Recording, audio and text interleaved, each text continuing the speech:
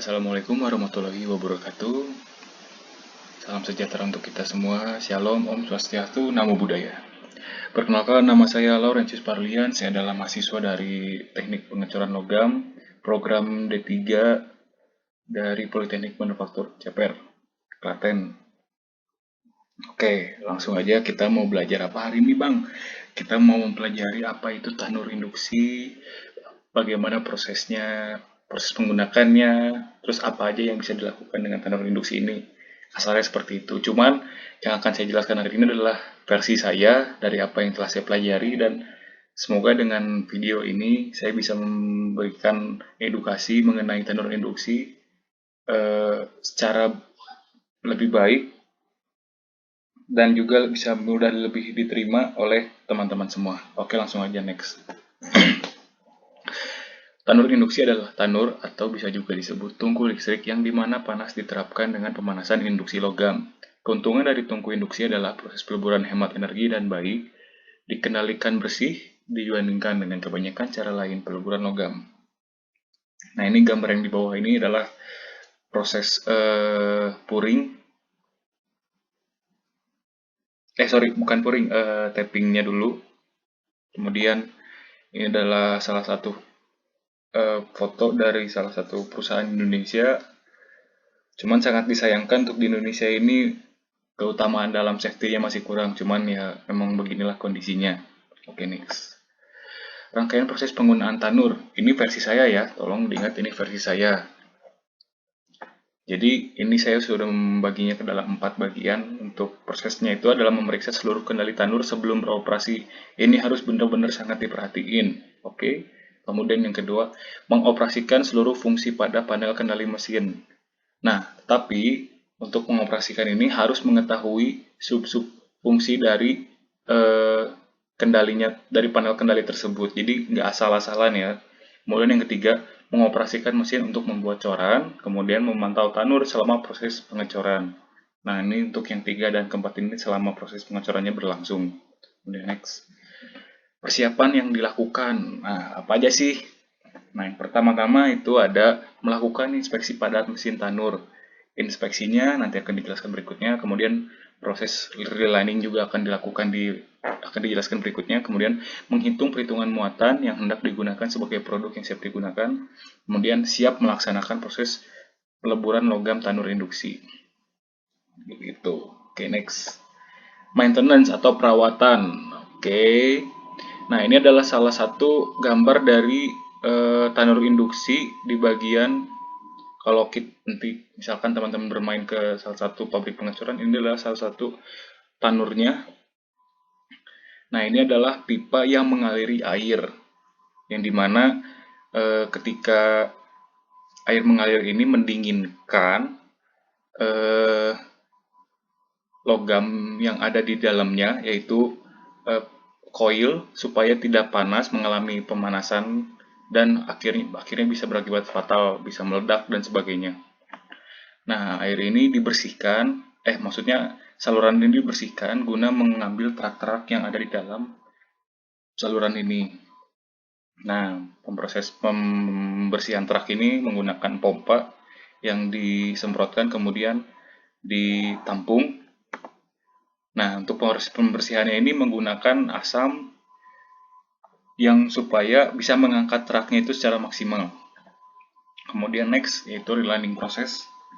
Nah, untuk relining proses ini bertujuan untuk melapisi bagian dinding tanur pada bagian ini ya, supaya tanur yang ini itu ketika kita gunakan tidak mengalami kebocoran, seperti itu.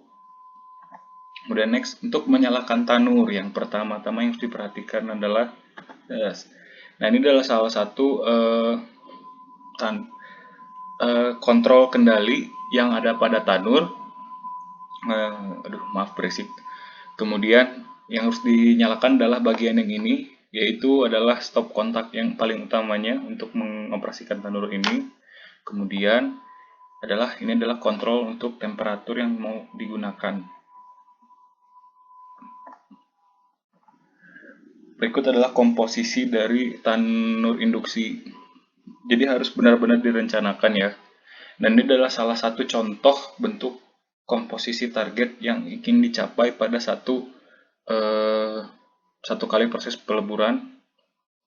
Maksudnya maksudnya untuk satu kali proses peleburan. Nah, kita harus mengetahui si komposisi dari salah satu tandur kita itu berapa. Misalkan yang di sini itu adalah sekitar 500 kilo lebih. Nah, ini adalah perhitungan produknya. Pertama, material dasar itu tentu memiliki 570 kg dengan kandungan persentase dengan kandungan persentase unsur yang berbeda-beda.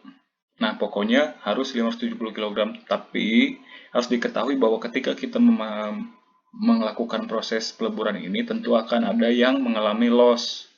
Loss itu apa sih Bang? Itu hilangnya suatu material ketika mengalami pemanasan atau di saat dibakar. Nah, oleh karena itu harus ada yang namanya direkapitulasi. Rekapitulasi itu di bagian mana Bang? Di bagian sini. Nih, yang 30,5 kg ini. Ini adalah rekapitulasi yang harus ditambahkan supaya nantinya loss ini bisa diatasi dan akhirnya kita mendapatkan tetap di 570 kg dan akhirnya yang akan kita leburkan itu sebesar 600,5 kg. Kemudian ada juga suhu yang harus kita ketahui ketika kita melebur suatu logam itu sendiri. Nah, ini adalah adalah suhu yang kita gunakan saat kita melebur Fe atau besi yang dimana suhu titik lebur itu di sekitar 1550 derajat Celcius dan suhu holding itu di sekitar 1490 dan suhu tappingnya di 1500, suhu pouring di 1300. Oke, next. Nah, ini udah siap untuk dilakukan tapping ya. Ini untuk mesin tapping. Oke, next. Itu kendala apa aja sih yang dihadapi ketika kita melakukan proses pengecoran logam menggunakan tandur induksi. Nah, ini adalah yang saya dapatkan dari beberapa sumber di internet, tapi menurut saya ini memang mungkin yang dialami semua industri pengecoran logam di dunia, mungkin ya bisa saya bilang seperti itu.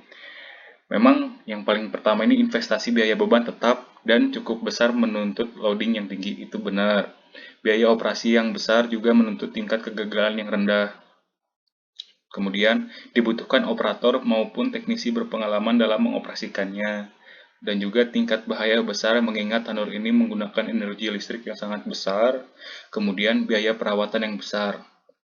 Nah, kendala ini adalah kendala yang harus sangat-sangat siap disiapi oleh seseorang dalam menggunakan tanur induksi pengecoran logam. Oleh karena itu, ini adalah hal yang tidak bisa diatasi. Jadi, jika kalian teman-teman ingin membuka suatu usaha industri pengecoran logam, 5 poin ini adalah 5 yang harus kalian hadapi selama proses industri pengecoran logam kalian berjalan. Tapi ada pertanyaan pasti nih. Terus apa aja sih Bang kalau misalkan kendala yang bisa dihadapi atau diatasi? Nah, yang bisa diatasi adalah 4 ini. Yaitu kebocoran lining yang pertama. Ini adalah hal yang bisa diatasi, kemudian percikan api dan kemudian asap, electricity shock atau ngetrip over high temperature. Nah, untuk kebocoran lining ini proses pengatasinya seperti apa Bang? Seperti tadi di slide yang saya telah jelaskan, itu menggunakan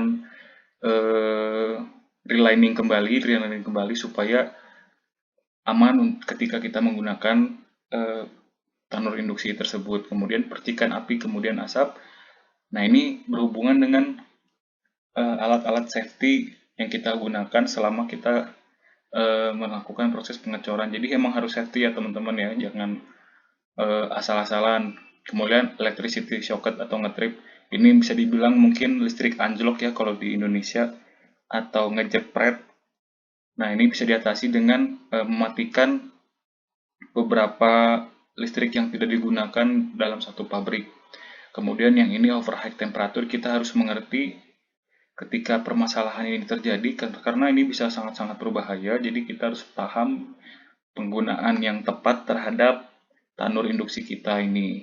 Jadi jangan sampai overheat temperatur ya. Nah, mungkin itu saja yang bisa saya jelaskan.